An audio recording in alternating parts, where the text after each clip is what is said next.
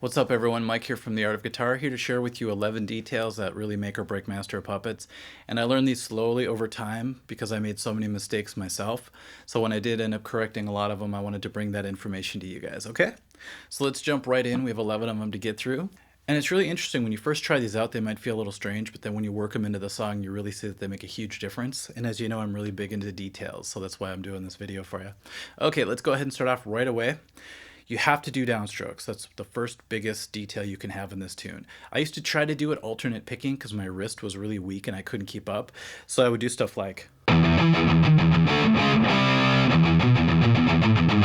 See, it's a little bit sloppy unless you really get your upstrokes strong, which is possible, by the way. There was a time when I could do upstrokes really strong, just like my downstrokes. But at a fast speed, it's really hard to keep up that intensity. So I'd rather have you slow the song down and do it with all downstrokes because it does make the difference, and then eventually speed it up. So if you do downstrokes full speed, it's more like this. It just has a stronger feel. The rhythm is much better, so that's the way to go for this tune. Oh, and for most Metallica songs, because as you know, James has that crazy wrist of steel. All right, the second detail, right off the bat, the first E5 power chord. I used to go... but it's a little bit weak. I used to even play it way up here. A little bit stronger because where it's played, but it's not correct. You actually want to do the open E power chord. So start off with the open E power chord, also known as E5. Then work your way all the way up here to the D. Do your power chords. Notice I'm using the James Hetfield power chord technique, the first finger and the pinky. And I was going to make this a detail, but I realized it's just personal preference, whatever feels better for you, because you could easily do it with first finger, ring finger. Not a huge deal, but whenever I play Metallica, I seem to go to this James Hetfield left hand position. The next detail, this one's really interesting, I just learned it recently. It's when you're doing the descending pattern on the E string all the way down.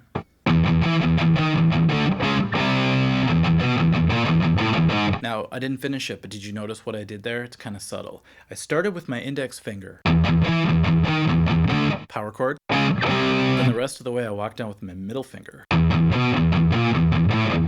So it's really hard to notice that, but watch James live and you'll see that he does that. And the next detail will show you why you do that, but I just wanted to make sure that after the power chords, you guys are switching to your middle fingers.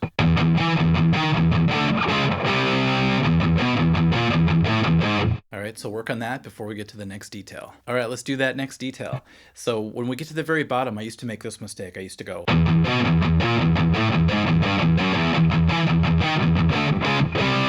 What you actually want to do is you want to finish this idea of a chromatic walk down. Remember, chromatic means you're going to go down one fret each time. It's a half step away as you're descending. And then when we get to the very bottom, instead of going second fret open open like I used to do, go second fret first fret open. I want to thank my subscribers who brought that to my attention that I was doing it incorrectly. So that was a huge benefit for me, so thank you. All right, so as I walk down from the middle now, see how the middle finger, if you're using that as your descending finger, when you get to here, it's easy just to do that little trade-off. So you're going to go second fret, first fret with the first finger, then open to start over.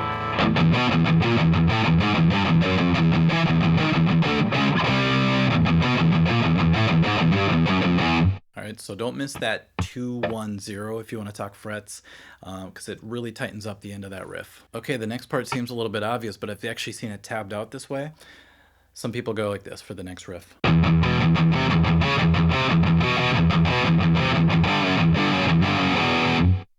What it actually is, it's open E string to the F. Very important. And then you hit the high note on the next string.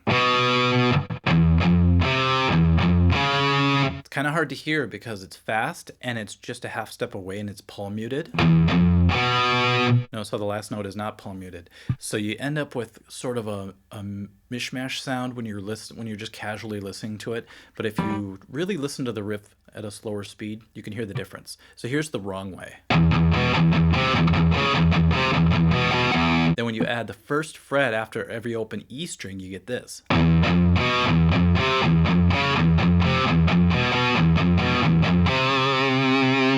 The next detail. After you do that part we just learned, the very end, instead of going open E to first fret, which I used to do, and then going to the slide part, you actually want to go first fret to open, so you reverse it at the very end. And it's great because it helps you get to the G in time because you're doing a walk down to an open string, which allows you to move quicker to the power chord that you're going to be sliding. All right, so watch the end of this now.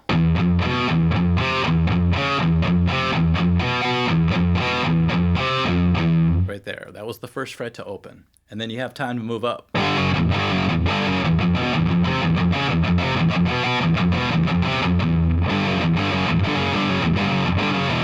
Take the main riff now. Hopefully your wrist isn't burning too much at this point when you're going full speed. And we do a lot of downstrokes. So a lot of people tire out and they want to do this.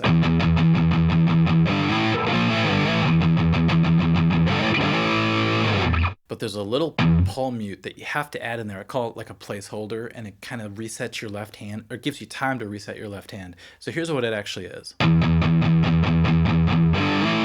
Right there. So after the very first slide, G to A, there's a little hit right there with the right hand. Very important. And then you finish off with the next set of slides,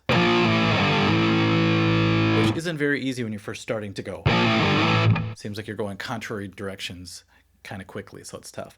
All right, so without the little placeholder, it's just a little bit sloppy. To tighten it up, you get this. I've seen a lot of people miss that. That's how you want it to be. This is not how you want it to be. Just a little too sloppy. There's going to be a lot of extra little E's, muted E's, open sixth strings in a lot of these examples. It's because sometimes I would get lazy and I would leave them off intentionally, and other times I didn't even know they existed. So when I would get to the pre-chorus, I used to play it like this. All right, and then I really listened. I realized there's one more open E before the mutes. So it goes like this actually. Slowed down. The wrong way. The right way. Be sure to add 3 open E mutes before you do that next part. Really makes you dig in, and it grabs the rhythm in a cool way. So without it, it's a little more bouncy. With it, it's a little more grounded. So it feels better in my opinion. This part's always been sort of a mystery to me. I used to play it like this. And that sounds fine, it's very close. The fingering's live though. I was watching James, and he goes like this, because you just got done doing the last part. Check this out. The first finger plays the E and the F sharp. So it's like that. Then you kind of bar over to hit this B note. Then you come back to the F sharp, it's a muted note. And then it's just a hammer on from F sharp to G.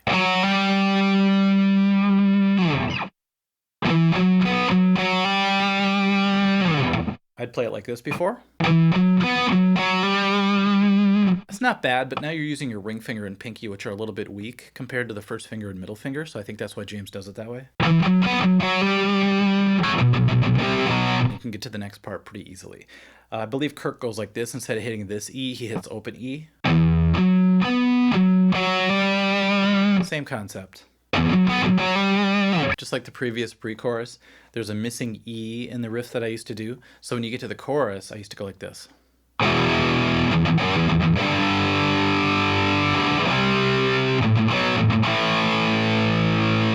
Once again, it felt a little bit hollow, a little too bouncy for Master of Puppets. So if you add the extra open E before those mutes, you get this.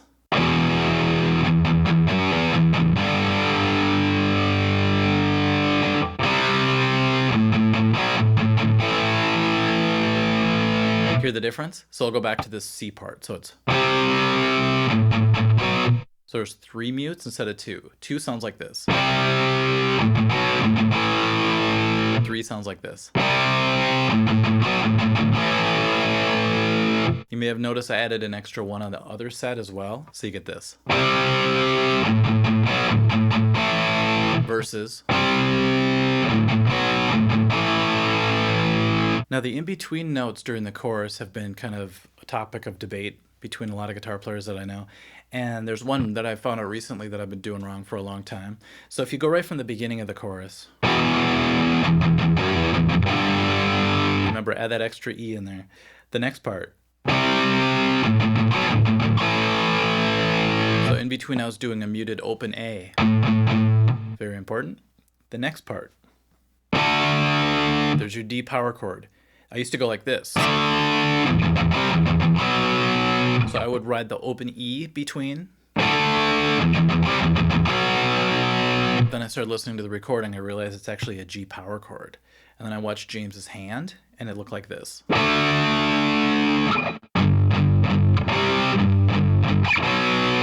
he does something really interesting. I love this concept.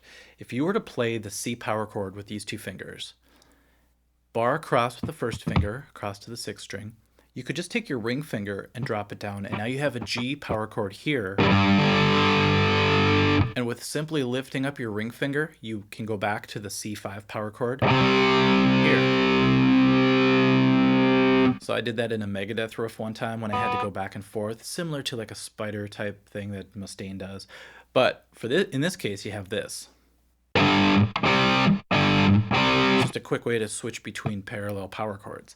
All right, so you end up with this.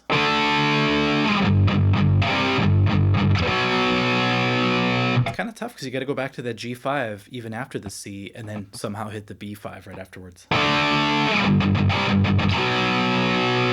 But once you do it, you can really see how it makes a difference in the sound, all right? And then it goes back to the E idea. So that's E, D, C, and then... All right, guys, thanks for watching, and be sure to check out all these details also on the website, theartofguitar.com. We're writing a lot of videos lately. I'm on a crazy roll, so keep up with us there, okay? Thanks, guys. Bye.